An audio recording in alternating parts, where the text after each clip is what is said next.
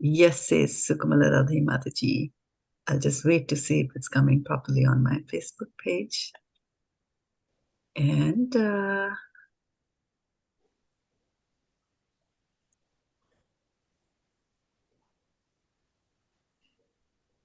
let's see. We are indeed broadcasting on Facebook. So Danvat Pranams to those of you who are joining us on Facebook and YouTube, as well as to this wonderful assembly of devotees on Zoom who join us every Friday.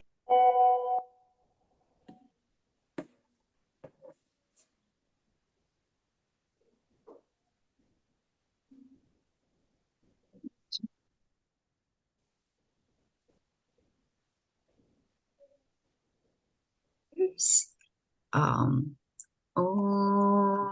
Jnanatimirandhasya Jnananjanashalakaya Chakshurunmilitam Yena Tasmai Shri Gurave Namaha Shri Chaitanya Manobhishtam Sthapitam Yena Bhutale Swayam Rupa Kadamahyam Tadati Swapadantikam Vandeham Shri Guru Shri Yuta Padkamalam Shri Gurun Vaishnavamscha Shri Rupam Sagrajatam Sahagana Raghunathanvitam Tam Sajivam Sadvaitam Savadhutam Parijana Sahitam Krishna Chaitanya Devam Shri Radha Krishna Padam Sahagana Lalita Shri Vishakhanvitamscha He Krishna Karuna Sindhu Dinabandho Jagatpate Gopesha Gopika Kant Radha Kant Namastute Tapti Kanchana Gaurangi Radhe Vrindavaneshwari Vrishabhanu Sute Devi Pranamami Hari Priya Vanchakalpatarubhyascha Kipa Sindhubhya Evacha Patitanam Pavanebhyo Vaishnavebhyo Namo Namaha Jai Shri Krishna Chaitanya Prabhu Nityananda Shri Advaita Gadadhar Shivasadi Gaur Bhaktavinda Hare Krishna Krishna Krishna Hare Hare Hare Rama Rama Rama Hare Hare Gaur Premanande. Welcome once again to our Friday evening Bhagavad Gita class. And so which verse are we doing? Then what's Madhav Sangini Mataji? 610. 610. 500 points. Okay. So before we go to 610, I kind of wanted to do a little bit of a recap here. So what is the main topic of chapter 6, basically? In one word. Dhyan Yoga. Okay, that's 2 words with a hyphen in between. So we'll take that as 1 word. Ashtanga Yoga. Ashtanga Yoga. We'll put a hyphen there and take that as 1 word. Okay. And then, so what is the main focus of this chapter? Not more than 4 words. What do you think Dhyan Yoga is all about?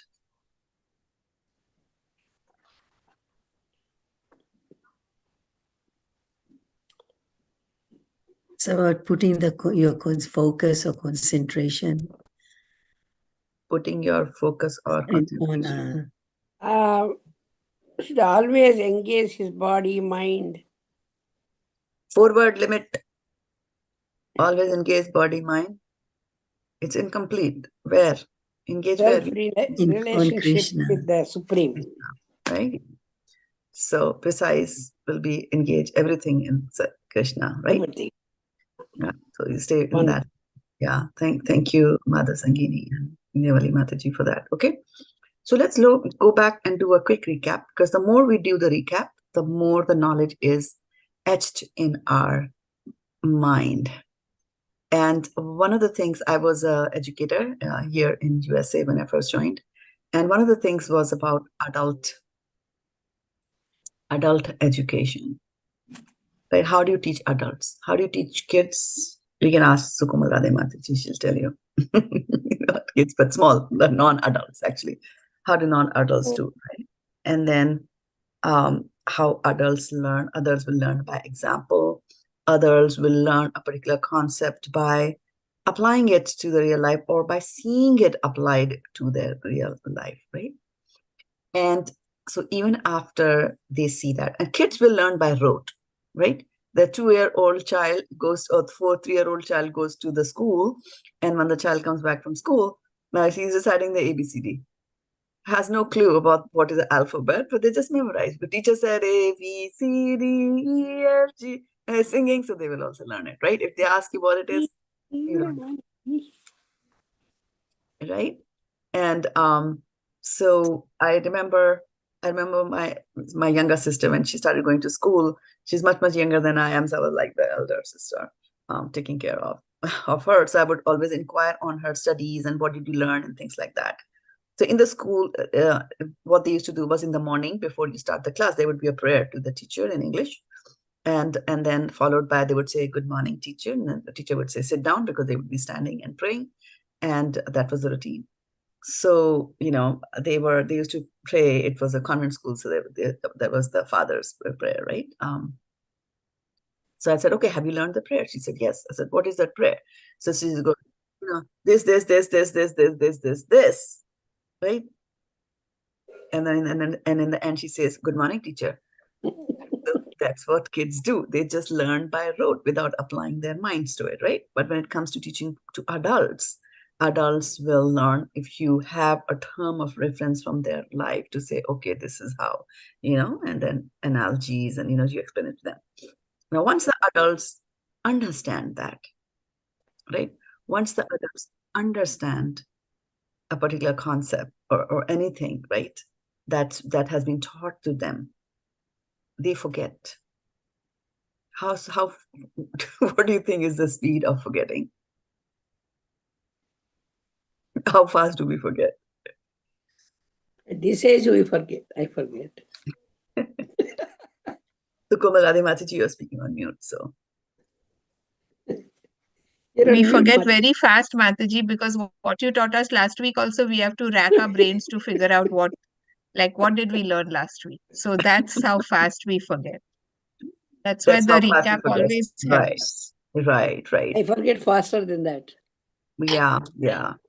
And if a mind is not focused in doing something, that's why there's all this mindful living. Because after a certain point, we start doing things just because of the muscle memory which is there. We have been doing it by matter of habit, and we do it, right? How many times we just take the exit without having to think about when we're driving, right? Because we have driven on that road for so many times, you know, you have to take right, take left, and that's what it is, right? So, and sometimes, you know, like when we are cooking, you know, that when I'm chop, I put my thing here, and chop, you put it there, and after some time, like, so have you ever noticed how the tailor is always looking for his scissors? Scissors. Why is the tailor looking for the scissors? That's his main instrument, right?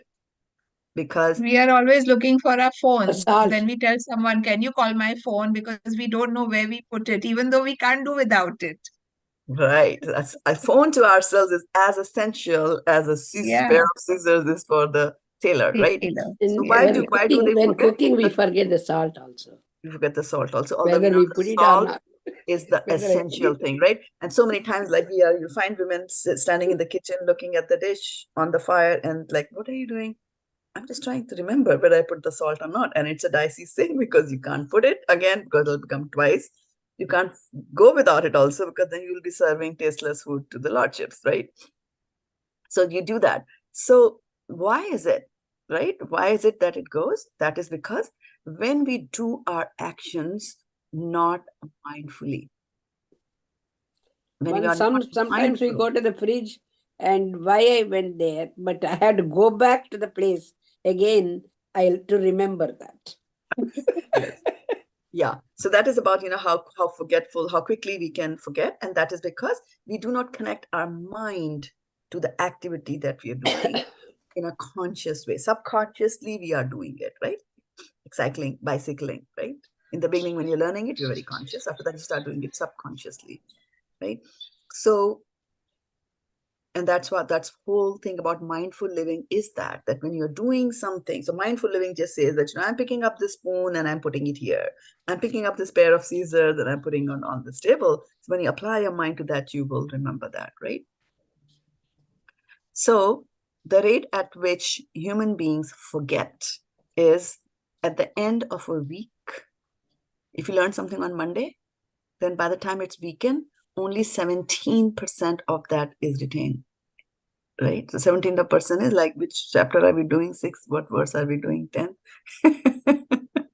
Like that. And the rest of it forget. So now the question is that, if it is that bad, then how do I get out of this situation, right? And to get out of the situation is to repeat. If you repeat the same thing over and over again, then it, like if you put something, when some impressions are sent across to your mind, or when you are gathering some knowledge, it's kind of like, drawing a line in your mind. Not that the mind is here, but that's the part that's visible to you. And so when you keep on, repeating that piece of information, the line becomes deeper and deeper, and it's difficult to fill that line, right? Deep lines are difficult. Deep trench is difficult to fill than a shallow one, right? With other things. So that is the reason we Can I say something? We say that we should repeat, right? And as we keep on repeating, and the repetition becomes more difficult as we go deeper and deeper into the chapter, because in the beginning of it, I'll be saying, okay, now we are in verse 32. Let's repeat the 30 verses. Like that, right? So, but then, you know what? If you get into the habit of repeating it, it will be for your own benefit, because that's when it'll be that information will be solidified. And also when you see the verses, next to each other, then you also have the connection made between the verses. Otherwise, every day it'll be one verse done, 17% retained in the first week. Imagine 17% of that in the next week, 17% of that in the next week. So by the time you are 3 weeks into it, you have forgotten everything in the beginning that is there. Vindhyavali Mataji, you had your hand raised. For me, Mataji, surprising thing is when I learned these slokas, and then actually Thursdays we are practicing some slokas also from Vishnugada Prabhu teaches us. But suddenly midnight, I get one line. Midnight in the sleep, I get one line, Mataji. I struggle for that whole sloka, God, at that time. But I remember that line. And morning when I struggle again, practice, see, then I get it.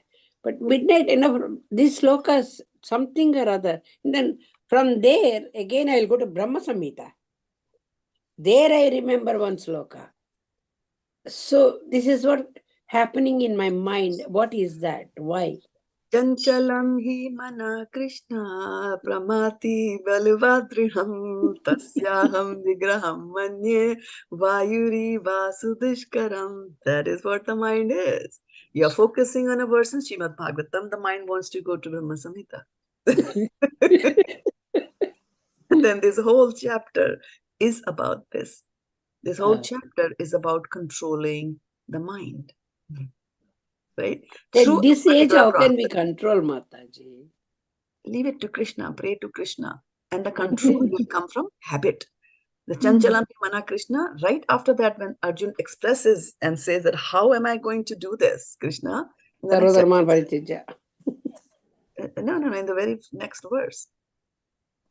What verse is Chanchalam Mana Kṛṣṇa? Anybody remember? 34, Mataji, 634, and then in 635, Kṛṣṇa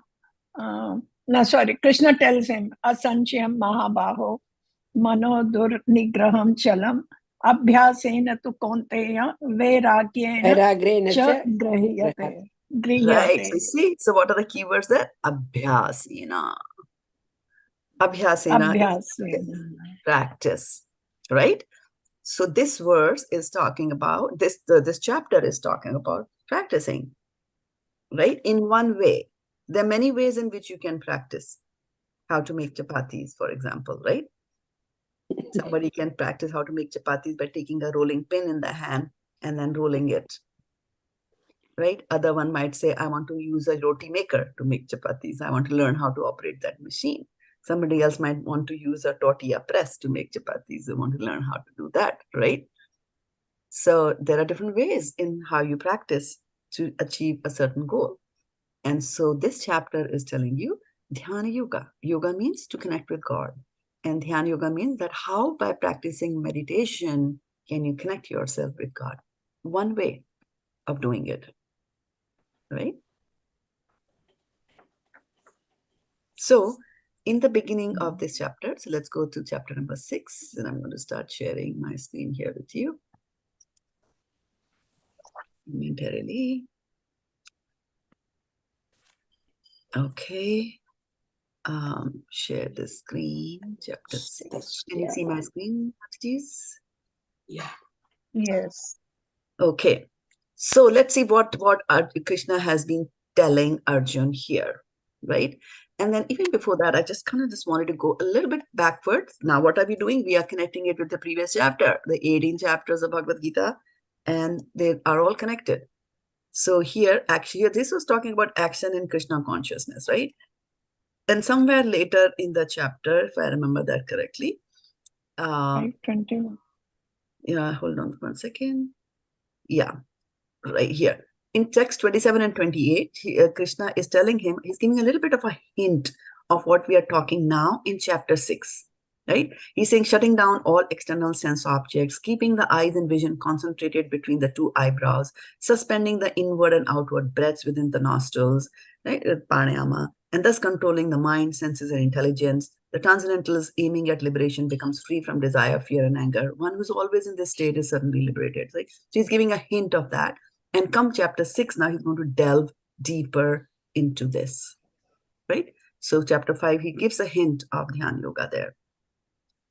So then he said a couple of things here, right? So he said in text number 1, he says, one who is unattached to the fruits of his work and who works as he's obligated is in the renounced order of life. And he's a true mystic, not he who lights no fire and performs no duty. So this is important, the two things what he's saying. Number 1, what is he looking for? That you should not be attached to the fruits of your work. What is the famous verse from Bhagavad Gita that tells you not to be attached to the fruits of your work? And who works as he's obligated. Whatever is the work duty that's assigned to you, you do it. Karmani. Correct for 500 points. Evadhikarasya ma paleshu kadachana. Kaleshu kadachana. Ma karma. Ma karma phala hetu bhur. That's the most important line. Ma Yeah. means no. Ma karma Karma phala phala hetu. hetu bhur, right? Do not exist for results of the focus on the results of the karma, right? Mate sangostva karmani, also do not attach to not doing the work, right? And that exactly is the same thing that he's talking here in chapter text number 1, right? One who's unattached to the fruits of work and who works as he's obligated. He's a true mystic, not one who lights no fire and performs no duty. So, mate asangostva karmani, do not get attached to not doing your work. So here he has said two things, right?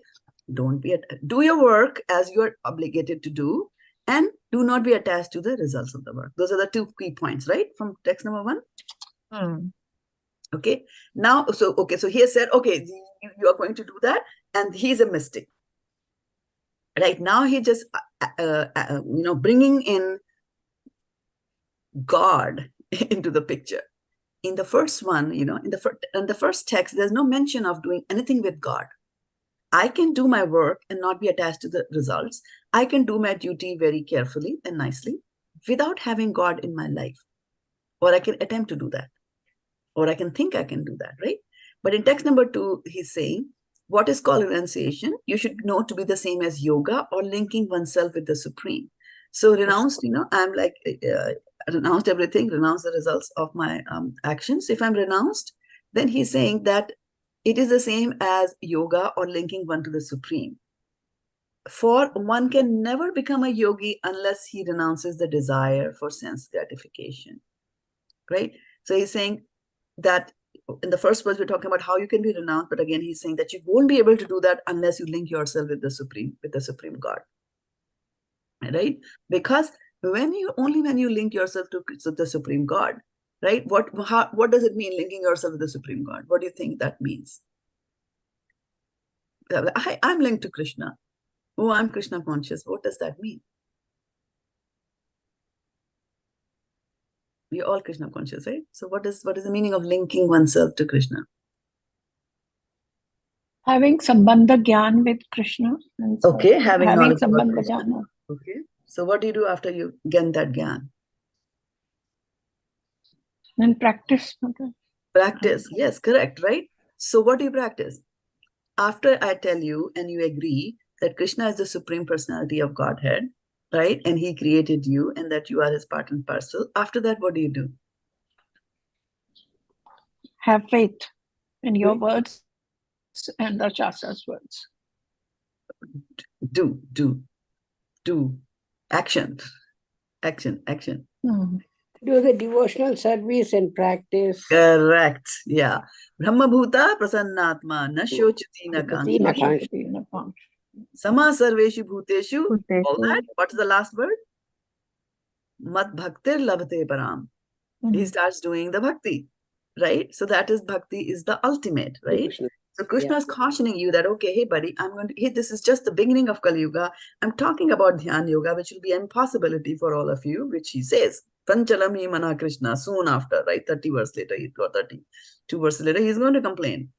And so he's giving him this that, well, it's not possible, right? Unless you link yourself to the Supreme, because one of the things that you do in devotional service is you do things to please Kṛṣṇa.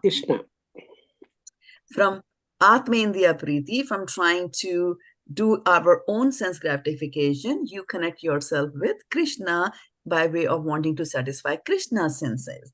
And when it comes to how do I satisfy Kṛṣṇa's senses, let's take a step back. Kṛṣṇa, we don't see Kṛṣṇa, fine. We are trying to understand in our way of what whole this devotional service is all about. But let's say in our real mundane life, now that might be difficult for you to understand that because you are not in the mundane plane. You're devotees. But in our mundane lives, if you have to please somebody, how do you please them? By giving gifts to please them. Sorry? You give? By appreciating them and by giving gifts to them, by serving them. Okay, so one is that appreciating. So you appreciate other people's, and that's how you please them, right?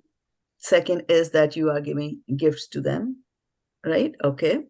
So all right. Now let us go and so Komaladi Mataji, you have you praise them a lot, so they kind of them or appreciate them, right? So yeah. So okay. Now let's suppose you have to. Let's suppose now you have to please your mother. Okay. So if you please your mother by saying, "Oh ma, tu kitni achhi hai, tu kitni bholi hai, pyari pyari hai, oh ma," right? You do that every day to your mom. What's your mom going to say? Don't do Stop too it. much. Don't do like that too much. Don't do like that to me, right? it sounds fake. Every day. It sounds fake. How do you then please your mom? So if you say that if you're saying that is saying appreciating them, is going to please them, but then is it just alone? Can you just do that alone? No, do work for her, whatever she likes, you do that way. Absolutely, for 1,000 points. You do what she likes to do, and that is the big overloaded sentence. That's true. That's how we have to do Kṛṣṇa. Because not only will you do what she likes to do, you will also not do what she does not like to do. So that is what means when I say I'm connected to Kṛṣṇa. I will do what Kṛṣṇa likes to do. I will center my whole life, and my whole life will revolve around what Kṛṣṇa likes to do. Right? Me to do. Kṛṣṇa says, don't eat onion and garlic, for example. Then if there's a party, I'll be just looking, what is it that I can eat? Oh, some salad is there. Okay, oh, those samosas look good, but they have got, smell of onion. I won't eat it. That is there. So that way, the connection is constantly there in our mind, right? We are constantly trying to please Kṛṣṇa. And that is Krishnendriya Priti. Atmendriya Priti is, you find a samosa, it goes into your mouth even before, had time to examine it, right? Atmindya Priti. So in the second verse, they're saying that unless he renounces the desire for sense gratification, right? So how can I renounce my desire for sense gratification? Sense gratification is so amazing, so funny. Like today in the afternoon, I was working. This is also the desk where I do my office work. And after so many days at where I live, we were having rains and we were having cloudy atmosphere. And this is December. So today there was a very bright sunlight, and it came all over my room over here. And I was just thinking that this is so nice. And any other day, by seeing that sunshine, I would have just climbed into the bed and gone to sleep, basking in the sunshine, like they say, right? Basking in the sun. And but now I realize that, we don't do that. You see, Yeah. abhi aa gaya. Yogis, yeah. Yogis do not say that. Yogis do not, okay, bhaktas do not do that. Right? Bhaktas will, try to utilize every moment of the life in the service of Krishna. Right? Avyarth kalatvam. Vyarth means to waste. Avyarth means not wasting. Kalatvam, kal means even a moment, or not wasting time. Kal, time, right? So then they don't waste even a moment. So even if there's alluring sunshine and a beautiful, cozy bed that is right next to you, you'll say, no, I did not finish reading chapter 7 of Bhagavad Gita, which I'm supposed to read every day. Let me do that instead of going to sleep. So everything that you're doing, why do you read chapter 7 of Bhagavad Gita? Krishna is happy if you're reading his words. After all, he spoke them for us, right? So we have to very, very mindful of the fact that, what exactly does it mean to be connected to Krishna? Now, one might just think that, oops, he's saying that, one is unattached to the fruits of his work and who works as he's obligated in the renounced order of life, right? And not one who lights no fire and performs no duty. So then one might think that, oh, then I have to do my duty all the time, right? And then we might point fingers at others who apparently are not doing their so-called duty. For example, Prabhupada left his home. Was it not his duty to take care of the wife, right? But then he left his home. So now here he's saying that, for one, in the text 3 is telling you, okay, who's supposed to work? We think, okay, if you are a neophyte, what's the Sanskrit for neophyte in this chapter? One who is neophyte in the Eightfold Yoga system. Yoga? Yoga Ruksha. Yeah. So Yoga Ruksha is a neophyte. So he's saying that if a person is a neophyte in the Eightfold Yoga system, work is said to be the means. You have to work, right? And for one who's already elevated in yoga, and what is that stage? Yoga Rudha. Yoga Rudha, right? So he's saying for Yoga Rudha, it's okay if he ceases all the material activities, right? So then it is like, okay, am I in elevated state of yoga or not? That's a question that we'll immediately start having that introspection, right? You told neophyte, advanced. Am I advanced or not? I think I'm advanced. Okay, all right, sir. Are you doing this? A person is said to be elevated in yoga when having renounced all material desires. Have I? He neither acts for sense gratification nor engages in fruitive activities. So if we are walking towards the refrigerator, trying to take out the ice cream, then, we have to rethink that part, right? So then when we are going through this introspection in our mind, right, and we realize that, I'm not that perfect as I thought I was, right? So then Krishna is telling you that, okay, fine.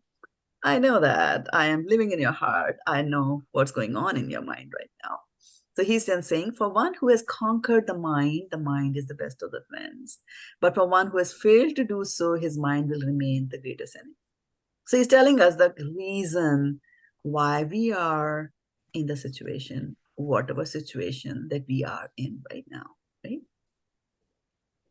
Then text 7 says that for one who has conquered the mind, the super soul is already reached, for he has attained tranquility.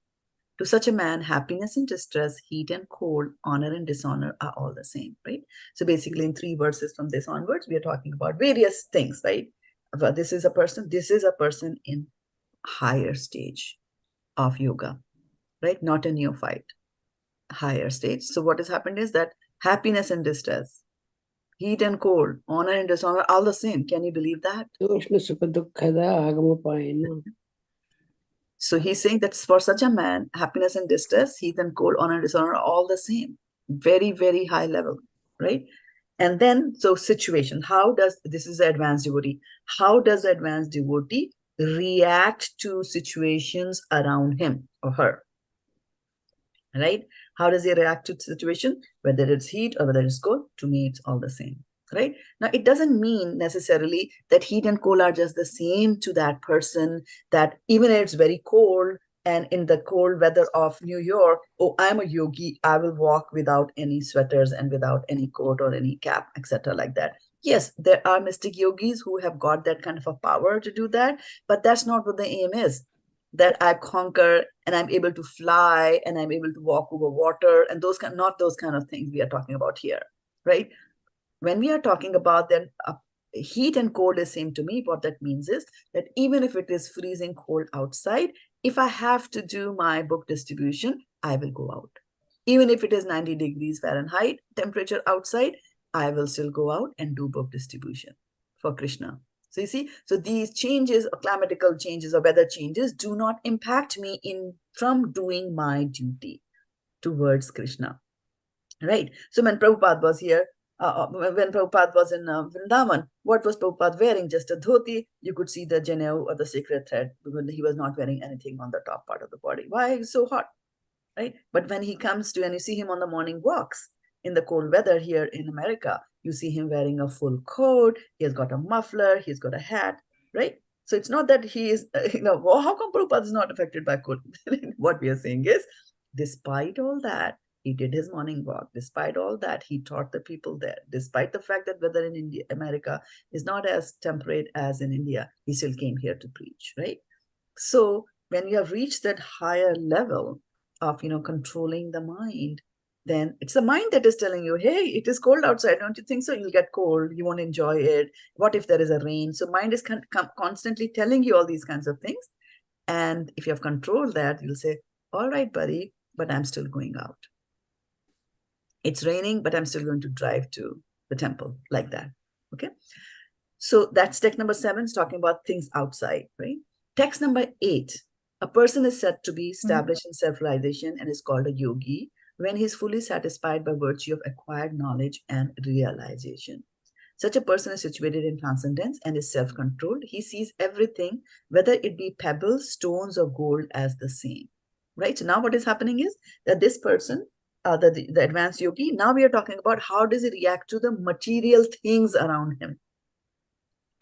So whether it's pebble, that is stone, or gold, he's seeing all of the same. And the list can be a long list, right? And everything in this material world.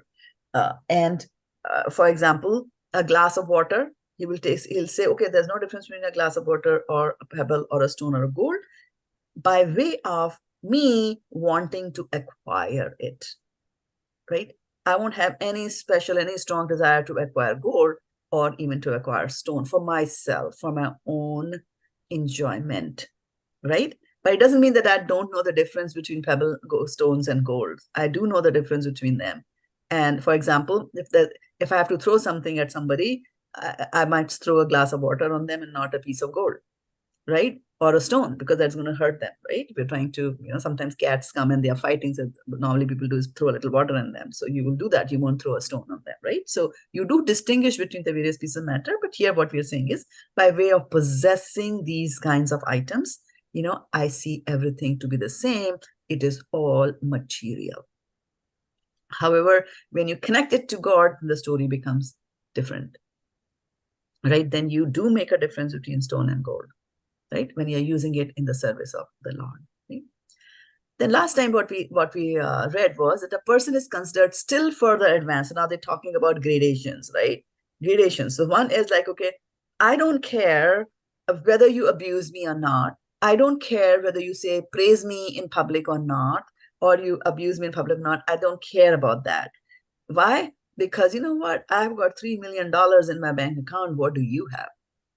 That you are saying such a thing of me. So the mind is, pacifying you from those insults and abuses that are coming from outside by relying on the material goods that you have.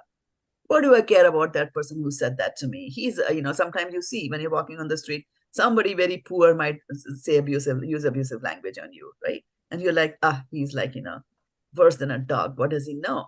I come from such a nice family. I'm so well educated. I own a full bungalow. I have got 6 cars and I have like $20 million in my bank account. Who are you, right? So we can be in that situation where the abuses from outside are not affecting us, but the underlying thing that is making us do that is still a material. So underground framework on which we are relying is a material, right? We are relying on the fact that I have got so much more than that other person who's insulting me, like that, right?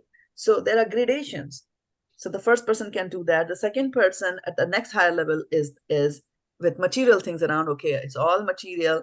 And now in the 9th verse, it is saying that person is considered further advanced when he regards honest well-wishers, affectionate benefactors, the neutral mediators, the envious friends and enemies, the pious and sinners, all with an equal mind, right? So this takes the yogi to the next higher level. It's not just what you possess. It's about those who are around you. Your behavior to a well-wisher as well as to an enemy is going to be the same. So when a well-wisher comes, when a friend comes, I can just say, okay, like for example, if I go there to Varshana Mataji's home and I knock at the door behind her, right? And she sees me there, she'll be so happy, like, oh, Shraddha Mataji, I've come to your classes every day, very happy friend, like that, right?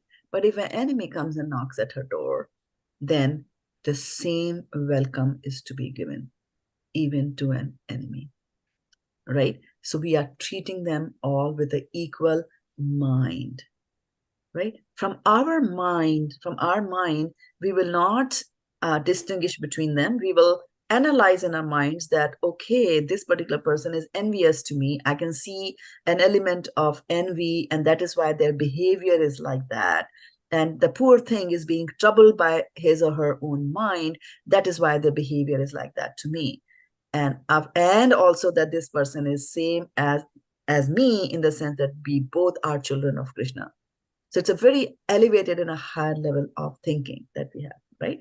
Now, in today's verse, Kṛṣṇa is going to talk about how such a person is going to act, right? So that is 6.10. Yogī yuñjīta satatam, ātmānaṁ rahasi sthitaḥ, ekākī yata-cittātmā, nirāśīr aparigrahaḥ. Yogī yuñjīta satatam, ātmānaṁ rahasi sthitaḥ, ekākī yata-cittātmā, nirāśīr aparigrahaḥ.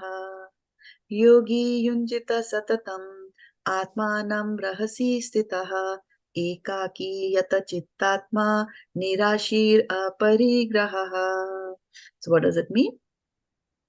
Yogi, a transcendentalist, yuñjīta, must concentrate in Kṛṣṇa consciousness, satatam, constantly, ātmānam, himself, by body, mind and self, rahasi, in a secluded place, sthitaḥ, being situated, ekākī, alone, yata-cittātmā, always careful in mind, nirāśīḥ, without being attracted by anything else, aparigrahaḥ, free from the feeling of possessiveness, right? So this nirāśīḥ and aparigrahaḥ actually go together, and aparigrahaḥ comes after, nirāśīḥ, right? So what happens in real life is that we get attracted to something, and then after we get attracted to it, we want to possess it. And once we possess it, then we have got the feeling that this is mine, right? And this is actually 2 weaknesses of the heart. We are attracted to some matter, and then we want to possess matter. Attracted by way of enjoying it, and then we think that this is ours and this is mine, right? So some of the key Sanskrit words that we should focus on here. What is ekākī? Alone. Alone, right? And what is aparigrahaḥ? Aparigrahaḥ, free from feeling of possessiveness. Right? So not possessing anything, aparigrahaḥ, from the feeling that I possess something, right? And what is if you are not attracted by anything else? nirāśīḥ. Nirāśīḥ, correct, right? So, and then one more word. What is a secluded place? Rahasi. What is it? Rahasi. Rahasi. Rahasi, Rahasi. right? And what is to do something constantly? Satatam. Satatam. Satatam. Right. So, 4 words. What are the 4 words that we looked at here? Aparigrahaḥ, Satatam. Aparigrahaḥ. Nirāśīḥ. rahasi, Nirāśīḥ. Nirāśīḥ. Shihi, right? Satatam. Ekākī. Ekākī, right? Ekākī. So, nirāśīḥ and aparigrahaḥ. Ekākī is not being attracted, and aparigrahaḥ is not possessing. Ekākī means alone, and yata-cittātmā is always careful in the mind. Translation by Srila Prabhupada. Always careful. And satatam is always correct. A transcendentalist should always engage his body, mind, and self in relationship with the Supreme. He should live alone in a secluded place and should always carefully control his mind. He should be free from desires and feelings of possessiveness. Always engage, right? Purport by Srila Prabhupada ki jai. Krishna is realized in different degrees as Brahman, Paramatma, and the Supreme Personality of Godhead. Brahmeti, Paramatmeti, Bhagwan iti shabdate, right? Krishna consciousness means, concisely, to be always engaged in transcendental loving service of the Lord. What does always engaged mean in Sanskrit? Always engaged? Satatam. Satatam, correct, for 500 points. But those who are attached to the impersonal Brahman or the localized super soul are also partially Krishna conscious, because the impersonal Brahman is the spiritual ray of Krishna and the super soul is the all-pervading partial expansion of Krishna. Thus, the impersonalist and the meditator are also indirectly Krishna conscious. A directly Krishna conscious person is the topmost transcendentalist because such a devotee knows what is meant by Brahman and Paramatma. His knowledge of the absolute truth is perfect, whereas the impersonalist and the meditative yogi are imperfectly Krishna conscious. Nevertheless, all of these are instructed herewith to be constantly engaged in their particular pursuits so that they may come to the highest perfection sooner or later. The first business of a transcendentalist is to keep the mind always on Krishna. One should always think of Krishna and not forget him, even for a moment. Concentration of the mind on the Supreme is called samadhi or trance. In order to concentrate the mind, one should always remain in seclusion and avoid disturbance by external objects. He should be careful to accept favorable and reject unfavorable conditions that affect his realization. And in perfect determination, he should not hanker after unnecessary material things that entangle him by feelings of possessiveness. All these perfections and precautions are perfectly executed when one is directly in Krishna consciousness, because direct Krishna consciousness means self-abnegation, wherein there is very little chance for material possessiveness. Srila Rupa Goswami characterizes Krishna consciousness in this way, and we have been talking about this verse for a few weeks now. Anasaktasya vishayan yatharham upayunjataha nirbandhaha Krishna sambandhe yuktam vairagyam uchyate prapanchi kataya buddhya hari sambandhi vastunaha mumukshubhihi parityago vairagyam falgu katyate. So when one is not attached to anything, but at the same time accepts everything in relation to Krishna, one is rightly situated above possessiveness. On the other hand, one who rejects everything without knowledge of its relationship to Krishna is not as complete in his renunciation. Bhakti Rasamrita Sindhu 1.2.255 and 256. A Krishna conscious person well knows that everything belongs to Krishna, and thus he is always free from feelings of personal possession. As such, he has no hankering for anything on his own personal account. He knows how to accept things in favor of Krishna consciousness and how to reject things unfavorable for Krishna consciousness. He's always aloof from material things because he's always transcendental. And he's always alone, having nothing to do with persons not in Krishna consciousness. Therefore, a person in Krishna consciousness is the perfect yogi. Hari Om Tat Sat. So that ends Srila Prabhupada's purport to this verse.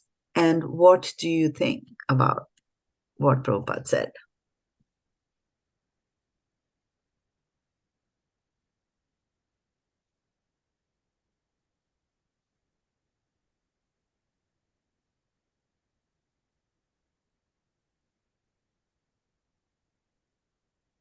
If we accept everything in relation to Krishna, then we can be free of possessiveness.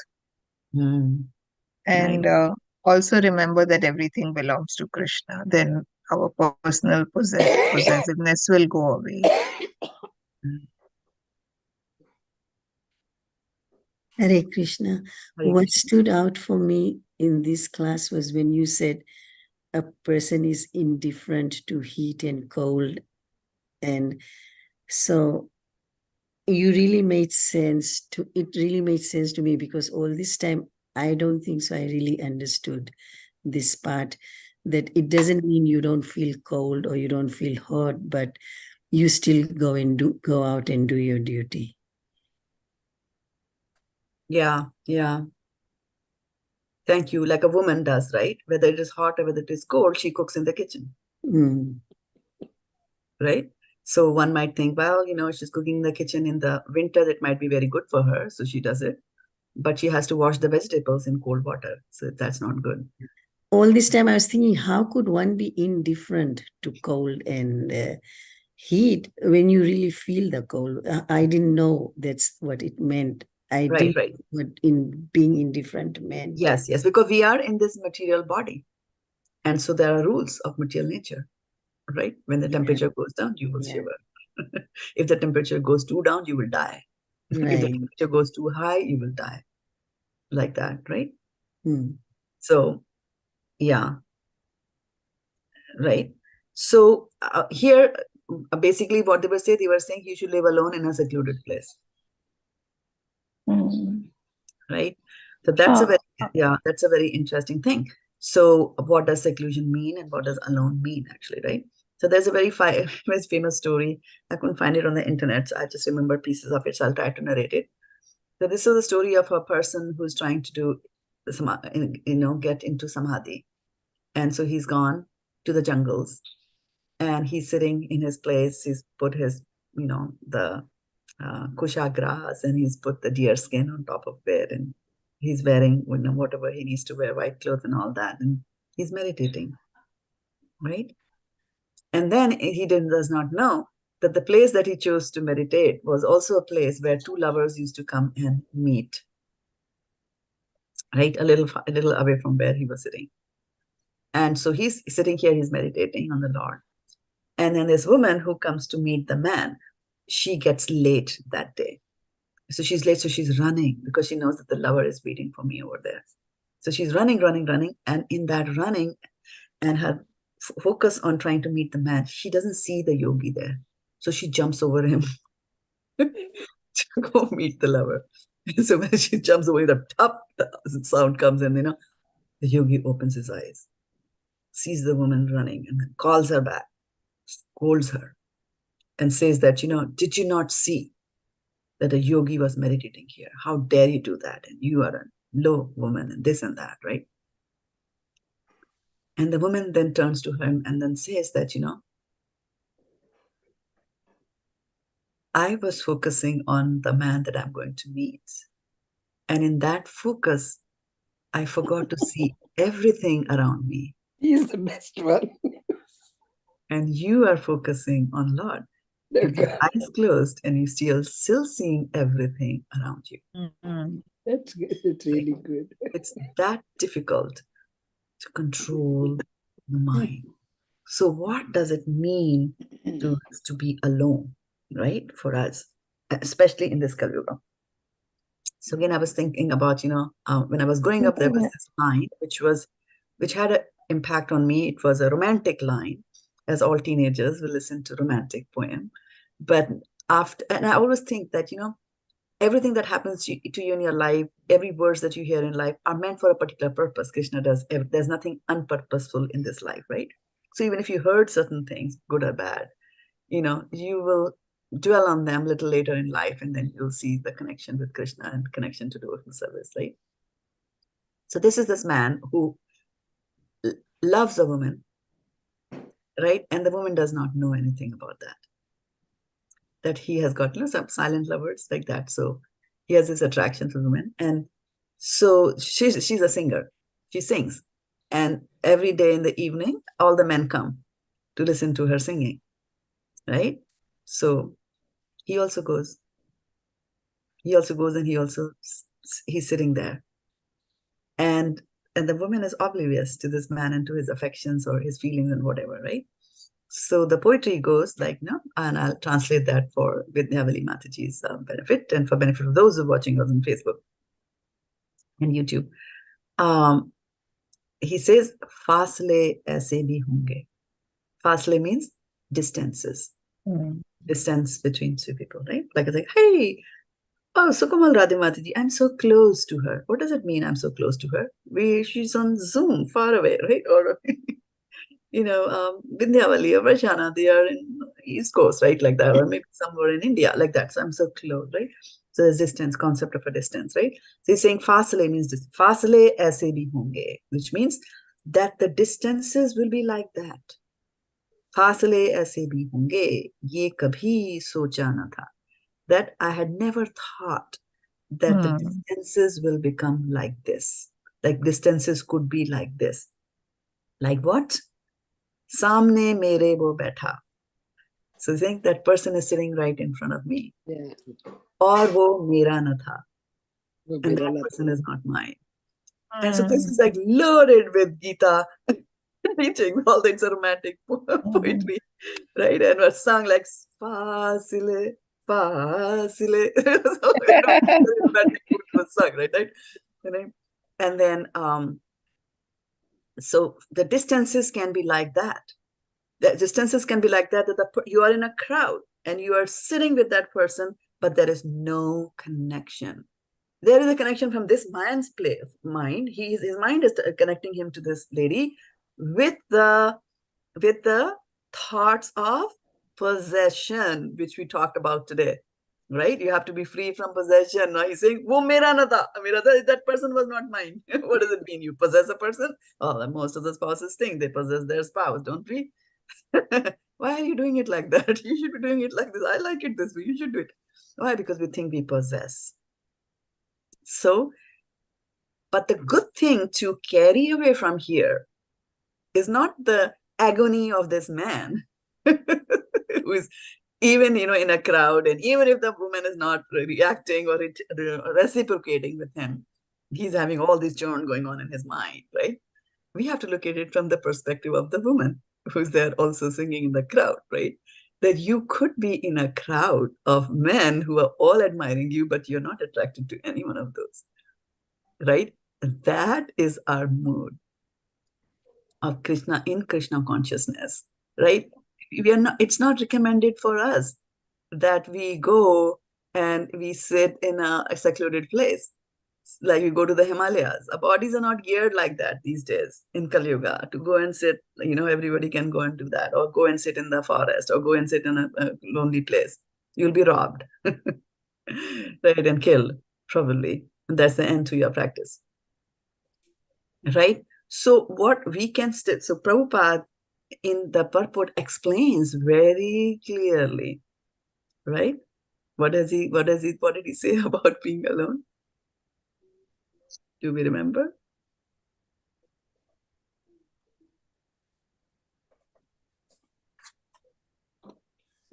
What is it you said, Mataji? I was saying that what does Prabhupada say about being alone? Being alone.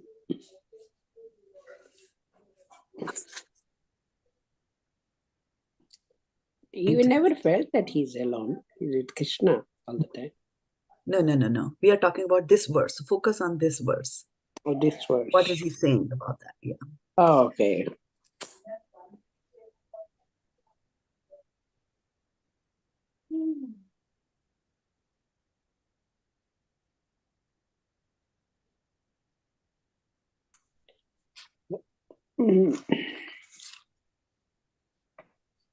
Wait, what is the question again?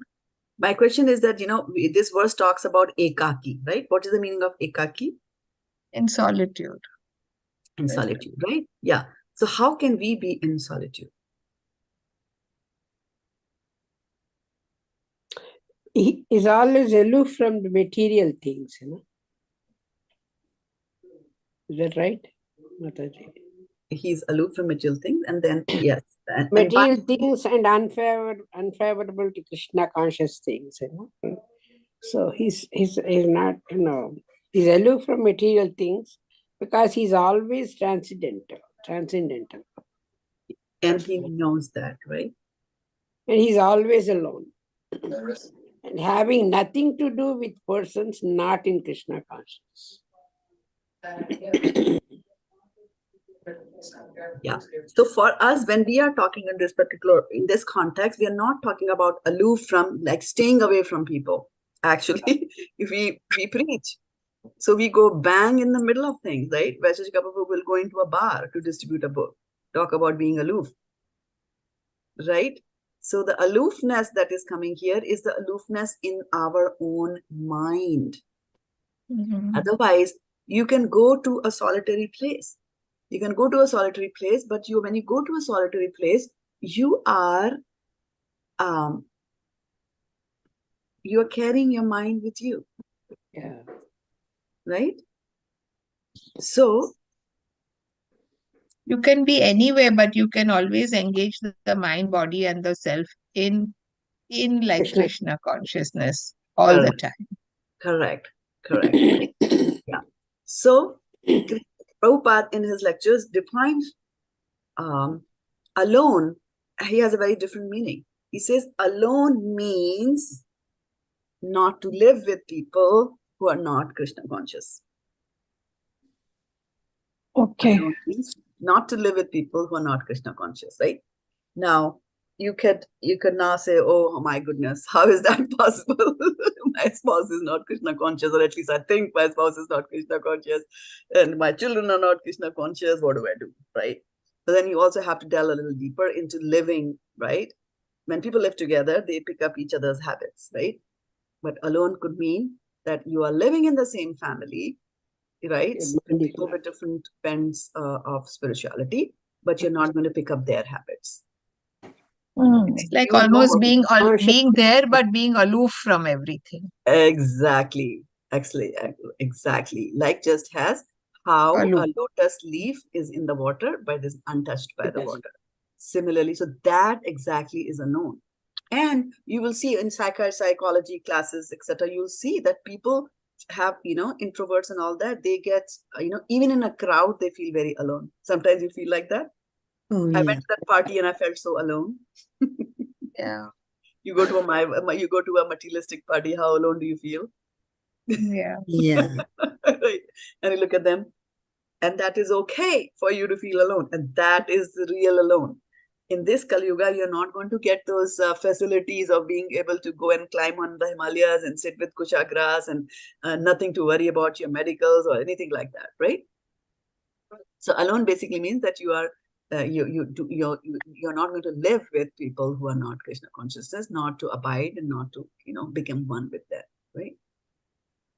So alone. Then secluded. Rahasi was secluded, right? Secluded place. Rahasi is secluded. So secluded means I'm going to go to the basement, shut all my doors, and then I'm in a Rahasi place, right? So let's turn to Srimad Bhagavatam and tell me a story. Don't tell me the story, but tell me the name of the story or what the main thing on that story is about a person who went to rahasi sthitaḥ.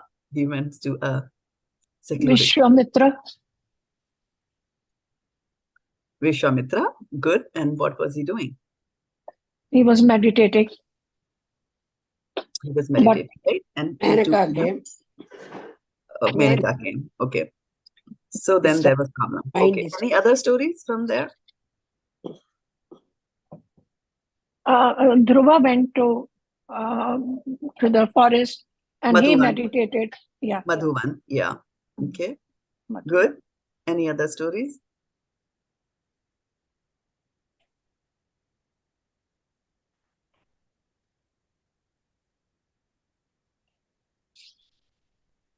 What about Bharat Maharaj?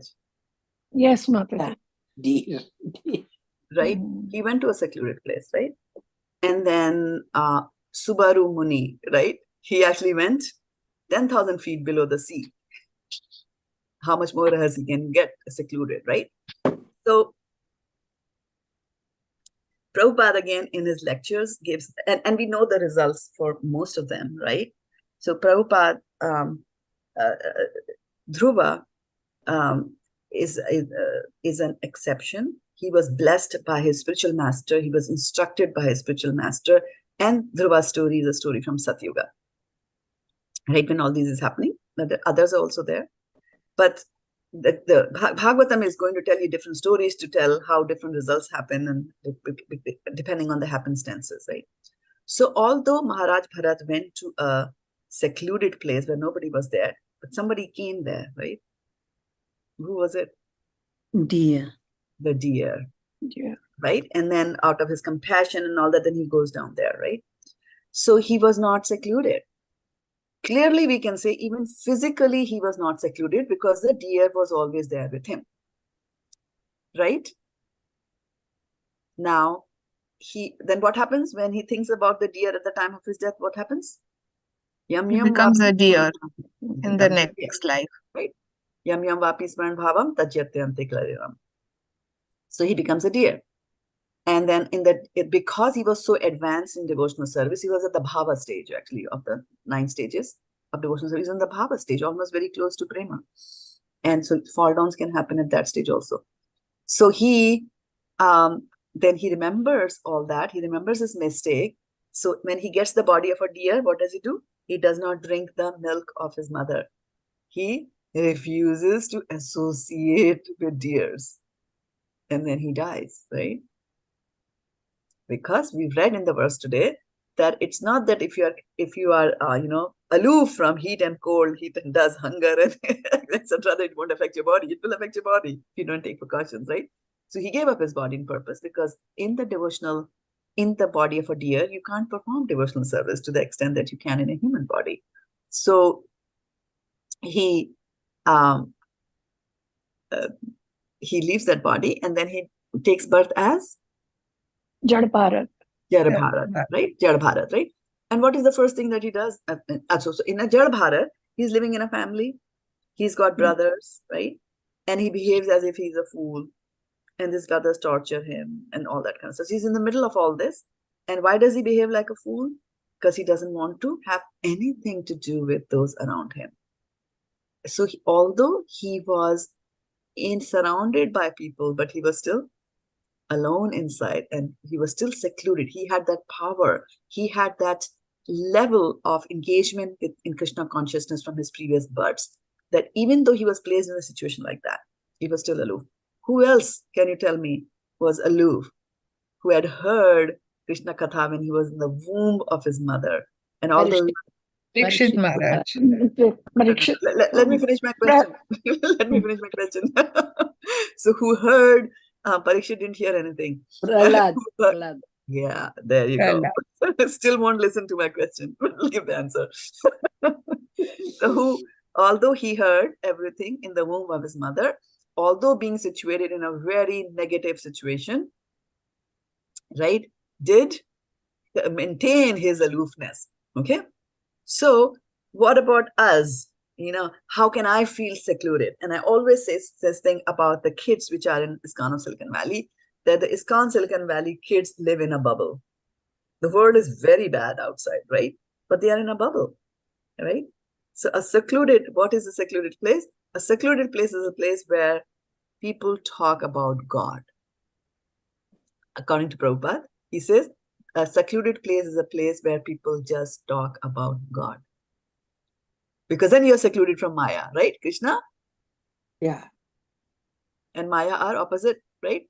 Yahan Kṛṣṇa, tahan nahi, Mayera adhikar, right? So like that. So then why are we talking about and why are we reading all about these things, right? Controlling the mind and all that. When you're telling me there are so many difficult things to do that, people, Vishwamitra and all tried doing that, what can I do, right? Well, number one, they were doing it in Satyuga. I'm in Kali Yoga, my mind is always disturbed, right? So I know mind is always disturbed, so mind has to be controlled, right? Krishna says that, do suitable practice. So this Ashtanga yoga and all that, they can be harmonized with bhakti, right? They can be harmonized. You're doing bhakti, you can also do this. But it is not mandatory for you to progress in your devotional service to do Ashtanga yoga. That should be clear, right? So I shouldn't think like, oh, Ashtanga yoga means the very first thing was Hatha yoga, right? Asana. Now, my back is hurting, my hands have got this, I'm old, how can I stand on my head in this age and all that? You don't have to do that, right? But if you're able to do it, then it'll help a little bit.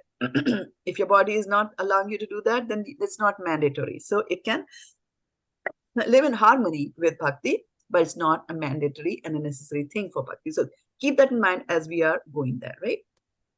And as we are facing these onslaughts of Maya in our life, right?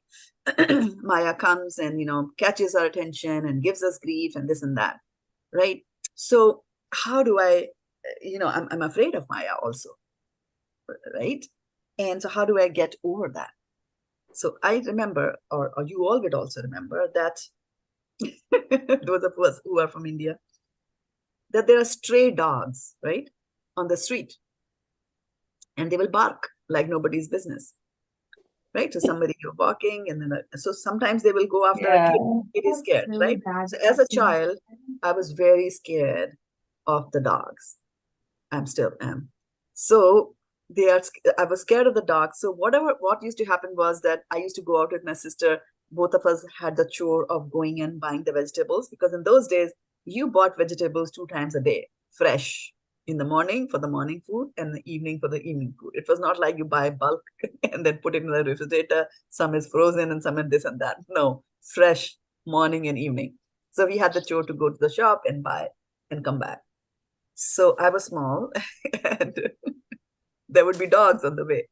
So they would bark, right? So like how kids will go that, 2 people are going, but the younger kid thinks that they are, the boss and they are smart and all that. They will go further, they'll be ahead. And the older one will be slightly behind, and they're running, they're frolicking and all that. And then in comes a dog. And then what happens to the kid? I used to run back and I would catch with Devali's hands. Like, oh, the dog is after me, right? So similarly, we should be as afraid of Maya as we were afraid of dogs, or like that. And so what do? You go and take hold of somebody who is stronger than I am. So if your mind is giving you trouble, if your mind is going, do this, do that, do that, do this, do that, do that, what you do? You run and catch hold of Krishna's hands, right? And when you are in Krishna's hand, you are definitely, ekākī, because you have disconnected from the material world, and you are rahasi. You are in a secluded place, which Prabhupada defines as a place where talks of Krishna are held, right? So from the bhakti perspective, these 2 words mean very, very different from the Dhyan yoga perspective, right? And so we are bhakti yogis. I just wanted to emphasize that. Okay. So we are 10 minutes over the hour. Then Vindhyavali has raised her hand. Okay, Mataji, go ahead. Mataji, you said catch hold of a stronger person. See, a person in this material world, and I am this Kali Yuga. So I say, no, I cannot see Krishna. Why can't I see a guru in front of me?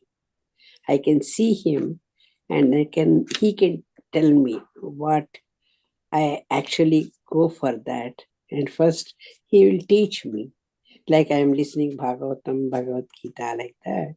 So, is that the way I should go?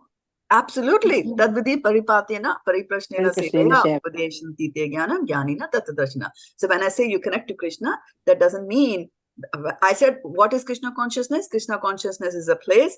What is rahasi? Right? A secluded place is a place where talks of Krishna are happening. And who's talking to Krishna about you? Your guru is talking, right? That's why it's important to go and listen to your Guru Maharaj's lectures. And you also note that for the 5 elements of devotional, 5 potent elements of devotional service, association of devotees is one of them. Yeah. Right? So when you're in the association of devotees, you are actually in a secluded place.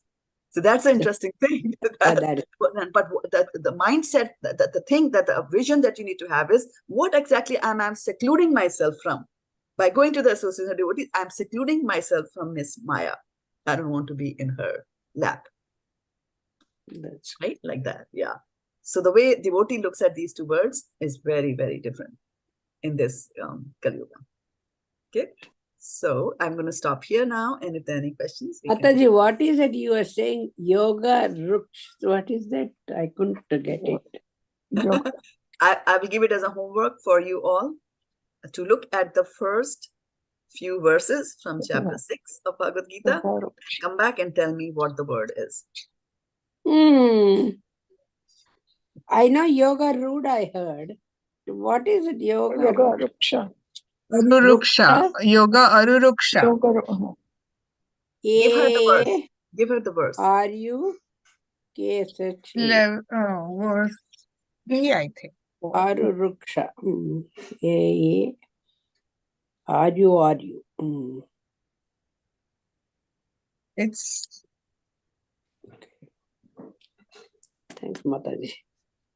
It's a homework, not a classwork. Oh, you said you were the verse, I was looking. 3rd. You are right. Yeah, you are right. I was right? 3rd verse? 3rd, Yeah. Okay, okay. The beginning of a ladder is the Yoga Ruruksha, and when you climb the ladder, the highest rung of the ladder is Yoga Ruda. Yoga Ruda. Yeah. And then which one you are saying 3rd, Mataji? 6.3, 6.3, the very first verse. Okay, the very first word. Oh, yeah. Yeah, I got it. Okay. Aruruksha. Yoga Ruksha.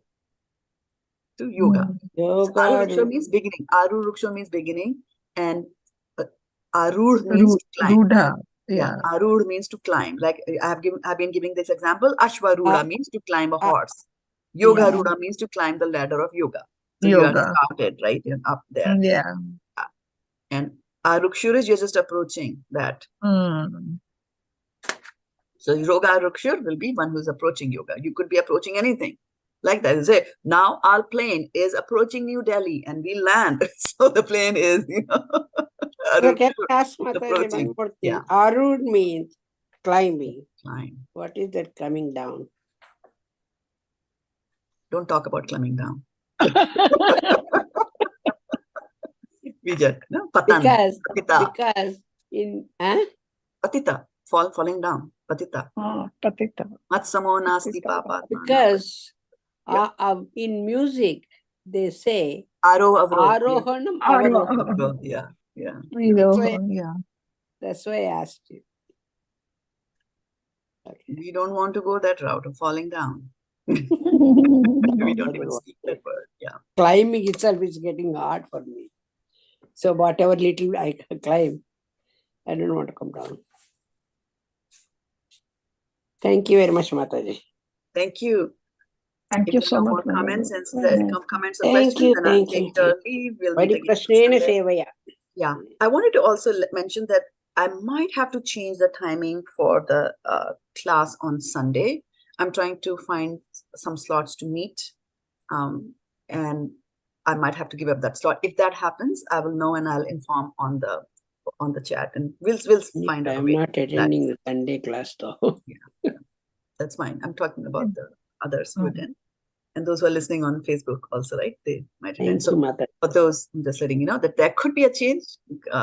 If it's not, then well and good. We'll proceed as stated. If not, then we'll find a sweet spot.